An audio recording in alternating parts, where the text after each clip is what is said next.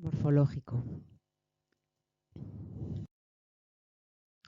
Las palabras son unidades de la lengua que tienen unas características. Van aisladas unas de otras. Tienen significado y además se pueden dividir en unidades más pequeñas, a las que llamaremos morfemas. Los morfemas, por tanto, son segmentos en los que pueden descomponerse las palabras. En ocasiones, algunas palabras solo tienen un morfema. Pan, sol. En cambio, otras presentan varios. Niño, niñería, idealista. En ese caso, podremos distinguir algunos tipos, dos fundamentalmente.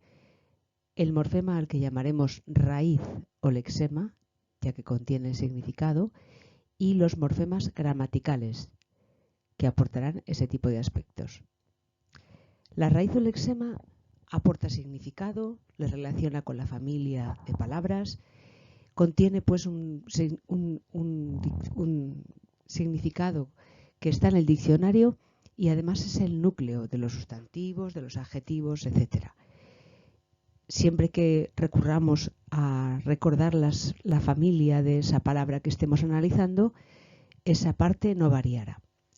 En cambio, en los morfemas gramaticales encontraremos que van a variar y a las palabras les aportan algunos otros aspectos como el género, el número, la persona, algunas connotaciones.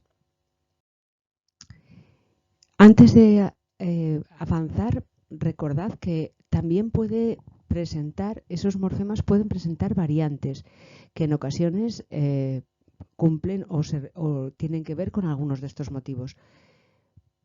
Que la palabra que estemos analizando proceda de una versión o de una forma culta o patrimonial, es decir, aquel léxico que ha sido más usado por los hablantes y por tanto podemos encontrar como lexema o como raíz en estas dos palabras algo diferente, lagrim, lagrimal o lacrim, lacrimoso. Como ves, lagrim es el léxico patrimonial, lágrima, mientras que el lacrimoso pertenecería a esa raíz más culta, más latina. En otras ocasiones lo que nos pasa es que dependiendo de la posición en la que el morfema aparezca, pues tiene variantes. Por ejemplo, ible o able, que es un morfema muy frecuente, muy recurrente en nuestra lengua, a veces aparece como ibil o hábil, sobre todo cuando después va a continuar un morfema más. Disponible o disponibilidad, no sería disponibilidad.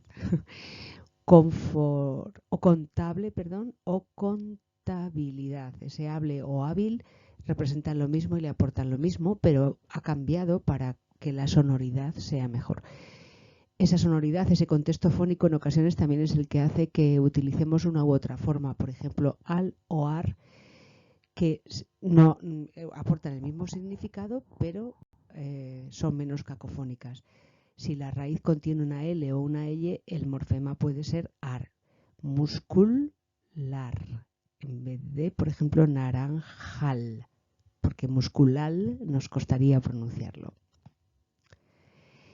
Esas excepciones. Esa parte, en general, podemos o debemos recordar que los morfemas gramaticales se dividen en independientes o dependientes. Los independientes son aquellos que, pues como su propia palabra indica, no están unidos a ninguna otra raíz y son los determinantes, los pronombres, las preposiciones o las conjunciones. En cambio, otros necesariamente tienen que ir completando, acompañando, fijados a la raíz y por eso les llamamos dependientes. Aún así, de estos tenemos que distinguir dos grandes tipos, los flexivos o los derivativos. Los morfemas flexivos siempre van detrás de la raíz y aportan aspectos gramaticales que no hace que cambie la palabra en cuanto a su clasificación, y en este esquema podéis ver que aportan estos matices: género, número a los sustantivos, adjetivos o pronombres y número, persona, tiempo, modo y aspecto a los verbos, lo que llamamos las desinencias verbales. También se les llama a estos morfemas desinenciales. Por otra parte, los morfemas derivativos, estos pueden ir delante o detrás, ya no tienen una posición fija y sí que afectan a la categoría de la palabra. En ocasiones la alteran, la cambian.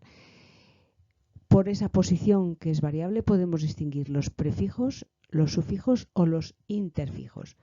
Prefijos van delante, sufijos irán detrás y los interfijos aparecerán entre la raíz y los sufijos. De los sufijos podríamos también matizar que puede haberlos no apreciativos o apreciativos. En ese caso tenemos que citar si son diminutivos, aumentativos o despectativos.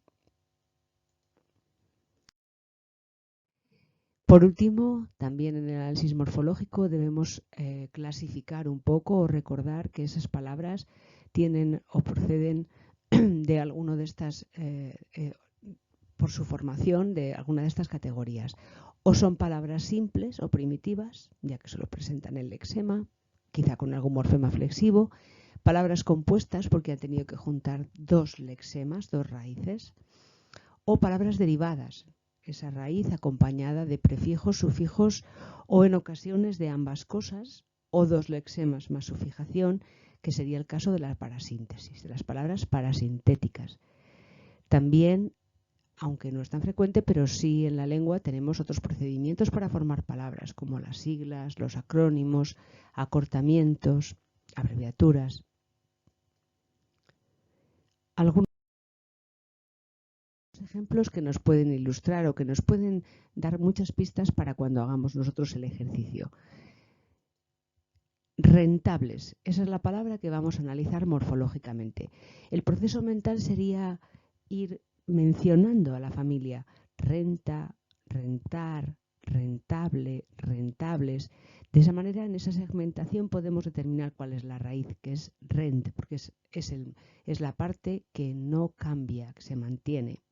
Mientras que ese hables serían los morfemas, que vamos a llamar, en este caso, morfema derivativo, es un sufijo, formaría un adjetivo, y la S sería un morfema, pero en este caso flexivo, de número plural. La clasificación como tipo de palabra sería que es un adjetivo y que es una palabra derivada por su fijación. En los siguientes ejemplos atendemos un poco a esas dos circunstancias, a cómo está segmentada y por tanto cómo la clasificamos. Indudablemente, también vamos desde la duda, dudar, dudable, indudable, indudablemente. Vamos viendo esa segmentación en un morfema derivativo, prefijo, in, un derivativo ble y otro derivativo más mente, que forma adverbios de modo. La clasificación sería simplemente que es adverbio una palabra derivada. Portafolios. Portar y los folios. Ahí vemos en esa segmentación dos lexemas, dos raíces. Y por tanto la clasificaríamos como una palabra compuesta. Aterrizar. Una palabra que nos trae a colación la tierra. Y ahí vemos que hay un prefijo. Aterrizar. Por tanto, la clasificaríamos como una palabra derivada por parasíntesis. Caminaba, un verbo. En este caso, la primera o la tercera persona del singular del pretérito imperfecto de indicativo. Esos verbos como tienen una raíz muy marcada por la presencia o ausencia de esa terminación de esas tres conjunciones castellanas a ir. En caminar dejaríamos hasta la N como raíz, la A sería la vocal temática y esa va final, caminaba, es el morfema flexivo que aporta el tiempo, que como hemos dicho es un pretérito, el aspecto que es imperfectivo y el número y la persona estarían marcados por la ausencia precisamente de morfemas. Así sabemos que es una primera o tercera persona del singular.